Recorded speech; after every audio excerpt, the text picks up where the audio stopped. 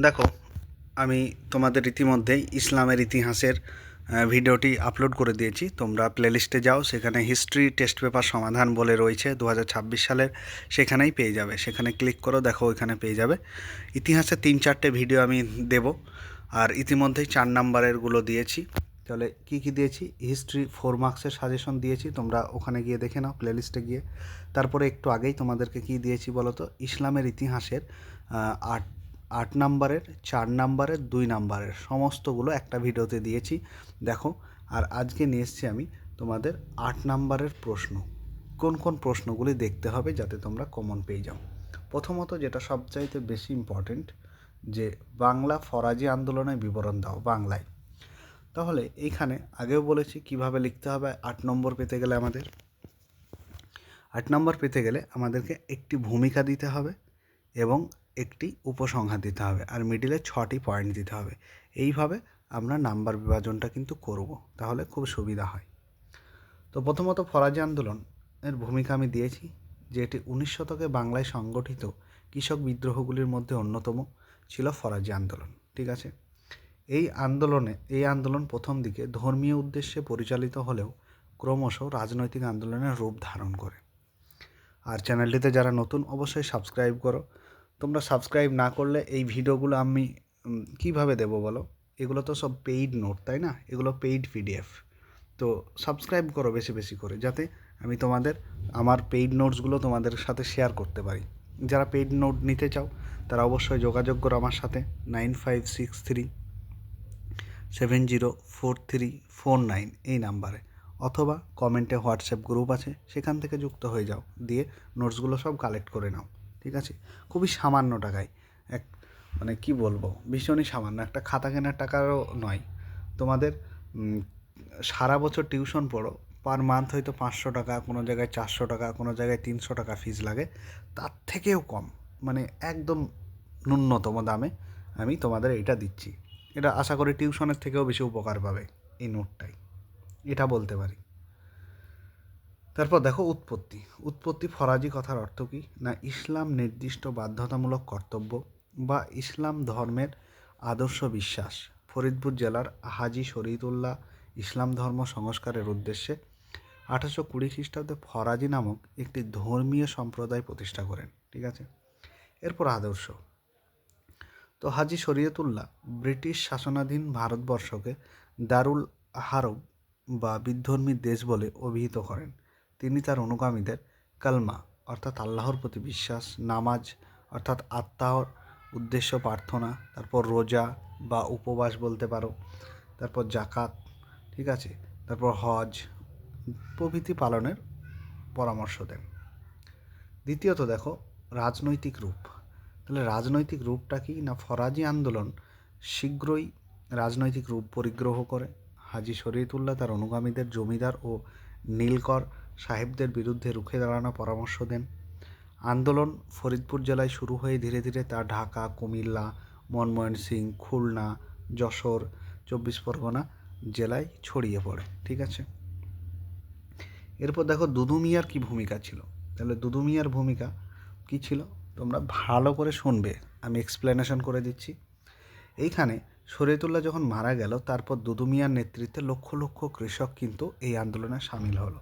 আর তিনি ঘোষণা করলেন যে জমির মালিক আল্লাহ, তাই কৃষকরা অন্য কাউকে খাজনা দিতে বাধ্য নয়। তিনি শক্তিশালী লাঠিয়াল বাহিনী ও গুপ্তচর বাহিনী গড়ে তুলে অত্যাচারী জমিদার ও নীলকরদের বাসভবন আক্রমণ করে। ঠিক আছে। এরপর দেখো, নোয়া মিয়ার ভূমিকা। তাহলে দুদু মিয়ার মৃত্যুর পর তার পুত্র নোয়া মিয়া এই আন্দোলনকে ধীরে ধীরে ধর্মীয় রূপ দেয়, ফলে আন্দোলন ক্রমশ দুর্বল হয়ে পড়ে। ঠিক আছে। তারপর দেখো, উপসংহার। আমি কি বলেছি, 8 নম্বরের ভীষণ ইম্পর্ট্যান্ট প্রশ্ন এটি। আর 8 নম্বরের কোয়েশ্চেনগুলো নিয়ে এসেছি, এখান থেকে একটা দুটো পেয়ে যেতে পারো 3টের মধ্যে, কিন্তু লিখতে হবে একটাই। ঠিক আছে, চলো তারপরে আমরা দেখি কি প্রশ্ন রয়েছে। ভীষণ ইম্পর্ট্যান্ট, বাংলায় নমশূদ্র আন্দোলন সংক্ষেপে আলোচনা করো। এটা স্কুল বোর্ডের এক্সাম হয়ে গেল 2-3 দিন আগে, তো তাদের এক্সাম এসেছিলো, তোমাদেরও আসার চান্স অনেকটাই বেশি। বাংলায় নমশূদ্র আন্দোলন সম্পর্কে আলোচনা করতে বলেছে। তো একটু আমি তোমাদেরকে বলে দিই যে ভারতে যখন ঔপনিবেশিক শাসনকালে দলিত সম্প্রদায় তাদের যে সামাজিক, রাজনৈতিক, অর্থনৈতিক অধিকার আদায়ের জন্য যে আন্দোলনগুলি করতো সেইগুলোই নমঃশূদ্র আন্দোলন বা চণ্ডাল আন্দোলন বা মতুয়া আন্দোলন নামে পরিচিত ছিল। কোথায় বসবাস করতো এরা? মূলত ঢাকা, খুলনা, ময়মনসিংহ, যশোর, ফরিদপুর এইসব জেলাগুলোতে কিন্তু বসবাস করতো। আচ্ছা, কেন আন্দোলনটা হতো? তার কারণ হচ্ছে ওই যে বললাম যে তারা অর্থনৈতিক, সামাজিক, রাজনৈতিক এইসব অধিকারগুলো আদায় করার জন্য হয়তো লড়াই লাগতো। সে কাদের জন্য লড়াই লাগতো? হয়তো হিন্দু, উচ্চবর্ণের হিন্দু ছিল, সেখানে সৈয়দ মুসলমানদের একচেটিয়া অধিকার ছিল, ঠিক আছে? তারপর তাঁত বোনা, মাছ ধরা ওদের এইগুলো পেশা ছিল। নৌকো চালানো, দিন মজুরের কাজ করে তারা কোনো রকম জীবন যাপন করতো। আর তাদের সাথে কী চাইতো? অতিরিক্ত পরিমাণে করফর চাইতে হয়তো। তারপর দেখো নমঃশূদ্রদের সামাজিক অবস্থা। তারা উচ্চবর্ণের হিন্দুরা নমঃশূদ্রদের অত্যন্ত ঘৃণার চোখে দেখত, ঠিক আছে? তাদের বিভিন্ন ধরনের নির্যাতন, বঞ্চনার শিকার হতে হতো। তারপর সমাজের সকলের সঙ্গে শিক্ষা লাভ, চিকিৎসা পরিষেবা লাভ ইত্যাদি কিন্তু থেকে এরা বঞ্চিত ছিল, ঠিক আছে? পরবর্তী পয়েন্ট যে ধর্ম প্রচারকের নেতৃত্ব। তাহলে ধর্ম প্রচারকের সে কীভাবে নেতৃত্ব করেছিল? শ্রী হরিচাঁদ ঠাকুর ছিলেন ধর্মগুরু। মতুয়া নামে একটা নতুন ধর্ম সম্প্রদায় তৈরি করেন, ঠিক আছে? যাকে কেন্দ্র করে এই আন্দোলনগুলো আরও শক্তিশালী হয়ে উঠেছিল। পরবর্তী এবার দেখো নমঃশূদ্রদের আন্দোলনের সূচনা। ওরা 1872 সাল থেকে বাংলায় ফরিদপুর ও বাকরগঞ্জ অঞ্চলে নমঃশূদ্রদের আন্দোলনের সূচনা হয়। এই পিডিএফটি যারা অবশ্যই নেবে তারা কমেন্ট বক্সে যাও, হোয়াটসঅ্যাপ গ্রুপে জয়েন হয়ে আমাকে SMS করো। আশা করি সমস্ত কমন পেয়ে যাবে। আজকে যেমন ভূগোলের অনেকেই ভূগোল, ম্যাথ, বাংলা অনেকেই কমন পেয়েছে, ঠিক আছে? তো আশা করি ইতিহাসেরও কমনের ছড়াছড়ি আসবে হাই মাদ্রাসা বোর্ডের। তোমরা শুধু নোটটি কালেক্ট করে পড়তে থাকো। তারপর দাবি দেওয়া আদায় ছিল। কী দাবি দেওয়া আদায়? না, তাদের শিক্ষার সুযোগ ও সরকারি চাকরির দাবি করে, অনেক ক্ষেত্রে সুযোগ সুবিধা লাভ করে, ঠিক আছে? এই ধরনের বিভিন্ন এখানে দাবিগুলো দিয়েছি, তোমরা একটু দেখে নিও। দেখো পরবর্তী কোয়েশ্চেন, দেখো বিশ্বভারতী প্রতিষ্ঠার ক্ষেত্রে রবীন্দ্রনাথ ঠাকুরের শিক্ষা চিন্তার পরিচয় দাও। ভীষণ ইম্পর্টেন্ট কিন্তু। বারবার বলছি যে রবীন্দ্রনাথের এইখান থেকে একটা প্রশ্ন দেবেই, হয় তার মানবিকতাবাদ, ঠিক আছে? তো রবীন্দ্রনাথ এখানে ভূমিকাটা আমরা দিয়েছি। তারপরে দেখো বিশ্বভারতী প্রতিষ্ঠা নিয়ে কবে কোথায় করেছিল এবং সেখানে পাঠদান করত, কী উদ্দেশ্যে করেছিল। রবীন্দ্রনাথ ঠাকুর মহৎ উদ্দেশ্য সামনে রেখে বিশ্বভারতী প্রতিষ্ঠায় ব্রতী হয়েছিলেন। তিনি শান্তিনিকেতনে বিশ্ব ধর্ম ও বিশ্ব সংস্কৃতির মেলবন্ধন ঘটাতে চেয়েছিল। তারপর বিশ্ববিদ্যার সাধনা,